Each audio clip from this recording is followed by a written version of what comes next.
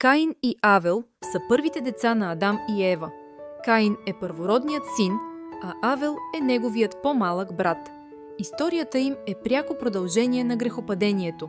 Животът извън Едем вече е белязан от страдание, труд и смърт. Каин е земеделец, Авел – овчар.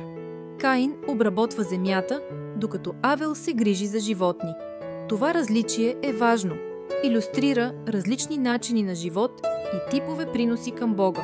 И двамата правят принос към Бога, но Бог приема само този на Авел. Авел принася първородните от стадото си, докато Каин принася плод от земята. Текстът подчертава, че Бог погледна благосклонно към приноса на Авел, но не и към този на Каин. Бог не отхвърля Каин лично, а призовава към поправка. Когато Каин се натъжава и разгневява, Бог го предупреждава: ако правиш добро, не ще ли бъде прието? А ако не правиш добро, грехът лежи при вратата. Това е призив към самоконтрол и избор между добро и зло. Каин кани Авел на разходка и го убива насред полето. Той не се вслушва в Божия съвет. Каин излиза на полето с брат си и го убива. Битие 4:8. Мотивите му са гняв, завист и вероятно наранена гордост.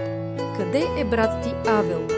След убийството Бог не го наказва веднага, а задава въпрос, форма на шанс за покаяние. Каин отговаря: не зная. Нима съм пазач на брат си. Това е циничен отговор и отричане на отговорност. Гласът на кръвта на брат ти вика към мене от земята. Кръвта на Авел символично вика. Библията представя невинната жертва като нещо, което изисква справедливост. Това е първият библейски образ на кръвта, която говори проклятие. Каин е прокълнат да бъде скитник и земята няма да му дава плод. Земята, която Каин обработва, е прокълната заради кръвта. Това е жестоко наказание за земеделец. Той повече няма да може да живее по своя начин.